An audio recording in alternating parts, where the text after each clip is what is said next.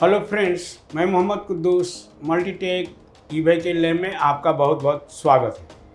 दोस्तों, आज हम लोग सीखने जा रहे हैं जो ट्रांसफार्मर बेस ऑटोमेटिक चार्जर है, उसके अंदर जो लॉजिक कार्ड जो नए टाइप का यूज किया जा रहा है उसके बारे में।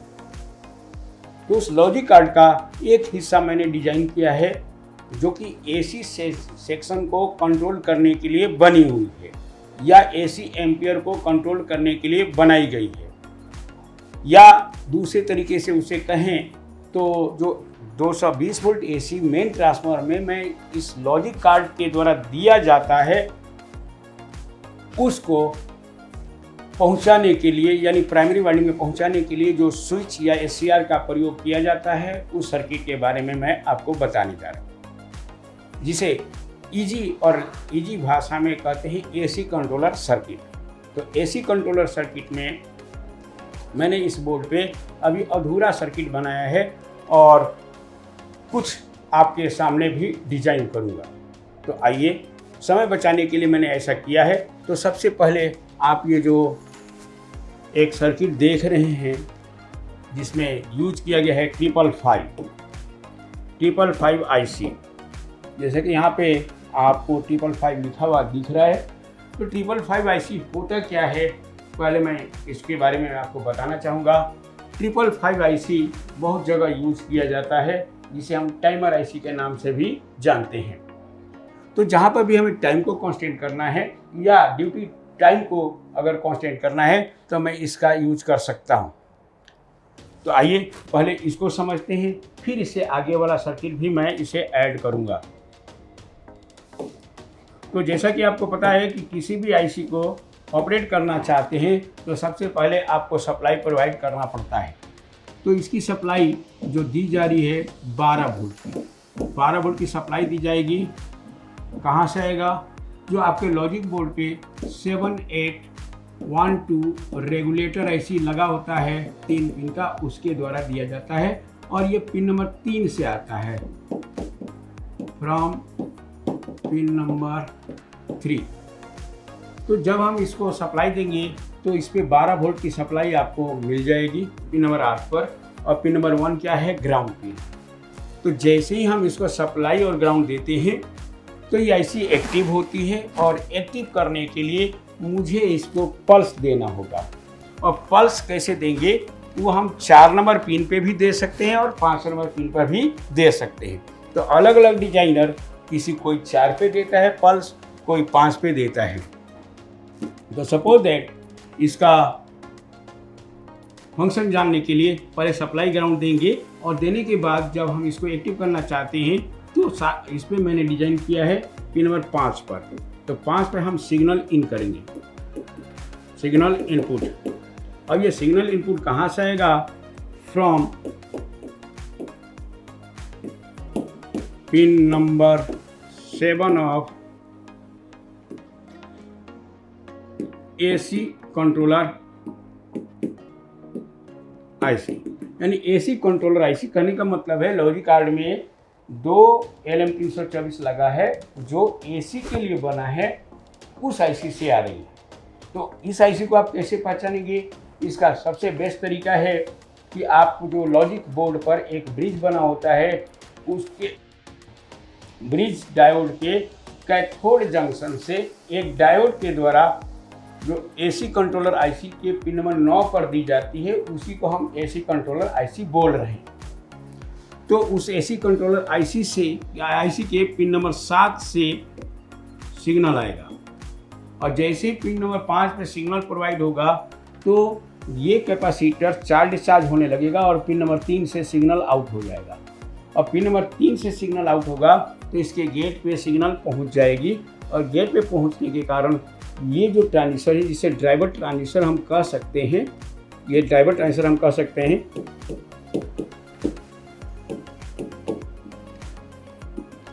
ये ड्राइवर ट्रांजिस्टर पे के बेस पे सिग्नल मिलता है, और पहले से ही 12 वोल्ट की सप्लाई ये जो ड्राइवर ट्रांसफार्मर है उसके प्राइमरी वाइंडिंग से होता हुआ मिल जाता है, जिससे ये ट्रांजिस्टर ऑन ऑफ होने लगता है, क्योंकि यहाँ से ऑन ऑफ सिग्नल मिलती है। अब मिलती है तो ये प्राइमरी वाइंडिंग के अंदर AC जनरेट हो जाता है और सेकेंडरी में भी AC जनरेट होता है। अब ये AC जाएगा SCR के अंदर और SCR एज ए स्विच की तरह काम करेगा और वो जो लाइन इन और लाइन आउटपुट का जो तार आप जोड़े हुए हैं मेन ट्रांसफार्मर में उसको जोड़ देता है। तो आगे का सर्किट थोड़ा सा है वो मैं डिजाइन कर देता हूँ, फिर मैं आपको बताता हूँ कि वो कैसे काम करता है। तो इसके लिए हमारे पास 2 SCR होना चाहिए। ये SCR का सिंबल मैं बना रहा हूँ। ये SCR एकदम डायोड की तरह आपको बनता है और फिर यहाँ से इसका हम गेट निकालेंगे अलग। तो पहले तो इसमें 2 SCR लगा हुआ है, उसका कनेक्शन हमें करना पड़ेगा। सेम नंबर का लगा होता है SCR। अभी मैं आपको ये सिंबल आपको डिजाइन कर रहा हूँ। तो SCR का सिंबल है ये। अब हमें इसको कनेक्शन करना है। कनेक्शन करने से पहले इसके नाम मालूम होना चाहिए। तो जैसे कि डायोड में इस अगर ऐसा देखा जाए तो डायोड की तरह दिख रहा है, लेकिन है SCR, इसमें 3 लेग होता है। इसे कहते हैं कैथोड और इसे कहते हैं एनोड। फिर वही एनोड एंड कैथोड जो डायोड का नाम है उसी तरह से है। अब इसे क्या कहेंगे? गेट। इसे क्या कहेंगे? गेट, या आजकल इसे रेफरेंस भी कहा जाता है। गेट भी कह सकते हैं और रेफरेंस भी कहा जा सकता है। अब क्या होता है कि एक का कैथोड और दूसरे के एनोड से कनेक्ट है। तो हम इसका एनोड और इसका कैथोड आपस में जो जुड़ा हुआ होता है ट्रैक के द्वारा।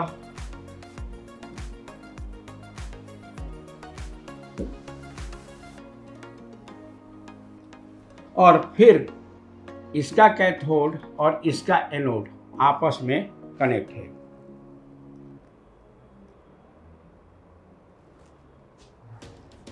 अब गेट की बारी आती है। तो गेट हम ले सकते हैं अलग अलग।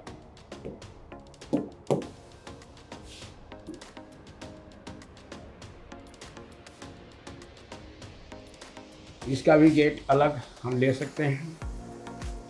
अब ये गेट कैसे जुड़ता है ये हमें जानना है, लेकिन गेट और कैथोड के बीच कुछ लगेगा, कुछ कंपोनेंट लगता है। अलग अलग सर्किट डिजाइनर अलग अलग तरीके से करते हैं। फिलहाल जो आपके सर्किट में यूज्ड है वो मैं यहाँ पे डिजाइन कर रहा हूँ गेट और कैथोड के बीच।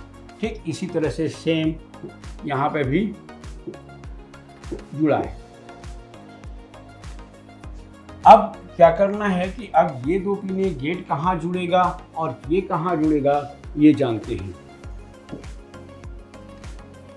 तो इसके लिए एक रेजिस्टर और एक डायोड, किसी किसी में डैक डायोड का भी प्रयोग है, इस तरह से जुड़ा है। फिर इसका एक टर्मिनल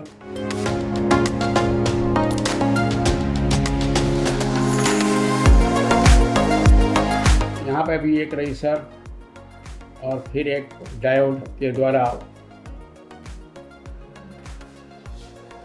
इसके गेट से जाके जुड़ जाता है। अब बच जाते हैं 2 चीजें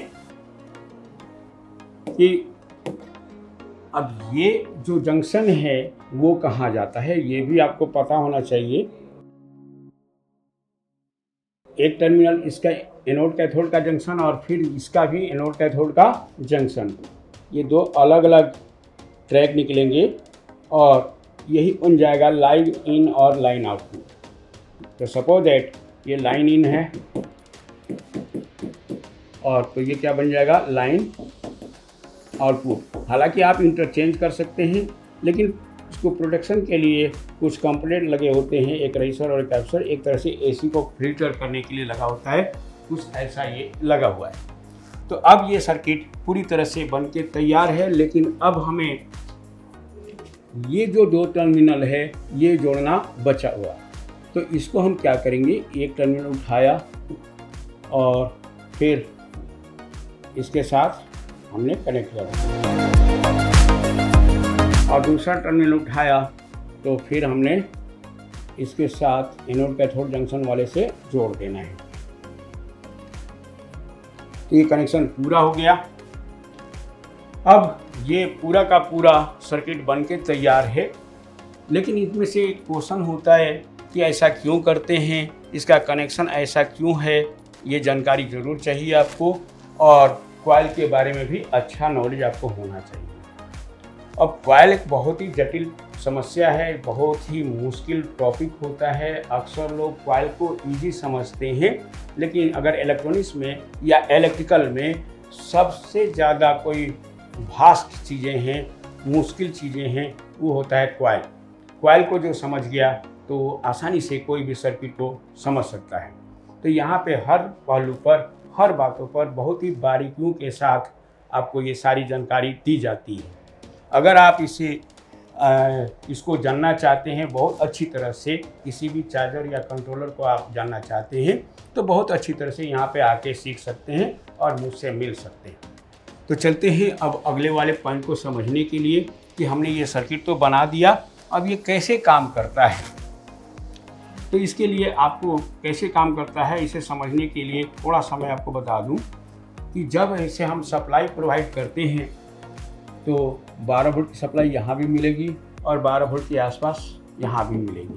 हालांकि जब ये स्विचिंग होगा यानी ऑन ऑफ होगा तो यहाँ का वोल्टेज का थोड़ा सा डिफरेंस हो जाता है, जिसमें इसमें क्या बनता है एसी। और एसी बनने के बाद इधर भी आपको एसी ट्रांसफ़र हो जाएगा, एसी आपको मिल जाएगी। और अब हमें इसको स्विच की तरह काम करना है तो इसके गेट पे हमें पल्स देना होता है। तो ये पल्स सबसे पहले गेट पे पहुंचता है यहाँ, और फिर दूसरे वाले गेट पे भी इस ट्रैक से ये पल्स पहुंच जाता है। यहाँ पे पल्स पहुंच जाता है। जैसे ही गेट पे पल्स पहुंचता है तो ये सीआर एक तरह से स्विच की तरह काम करता है और वो जुड़ता है आपस में। कहने का मतलब है एनोड कैथोड यानी ये वाला टर्मिनल, ये दोनों टर्मिनल आपस में एक तरह से कनेक्ट हो जाता है। लेकिन ये कनेक्ट होगा और टूटेगा, कनेक्ट होगा और टूटेगा, और जिसके कारण जो आपने 220 वोल्ट एसी दिया है उसके अंदर वो इन कर जाएगी, यहाँ पर इन कर जाएगी, और फिर ये क्योंकि जुड़ चुका है फिर ये यहाँ से आउट हो जाएगा और इस तरह से आपको आउटपुट मिल जाएगी। यहाँ जो कहाँ जाएगा, मेन ट्रांसफार्मर में। ये किससे जुड़ेगा, कनेक्टेड विथ मेन ट्रांसफार्मर, जिससे मेन ट्रांसफार्मर में एसी इन कर जाएगी और आपका सर्किट एक्टिव हो जाएगा। उम्मीद है कि मैंने इस छोटे से वीडियो में एक नए टाइप का जो लॉजिक कार्ड आया है मार्केट के अंदर उसका एक हिस्सा मैंने आपको बताया है और आप इसे अच्छी तरह से समझ गए होंगे। अगर आपको ये वीडियो अच्छा लगता है तो मुझे लाइक करेंगे, और अगर सीखना चाहते हैं तो एक बार मल्टीटेक आकर ज़रूर विजिट करें। इस वीडियो में इतना ही। Thank you very much.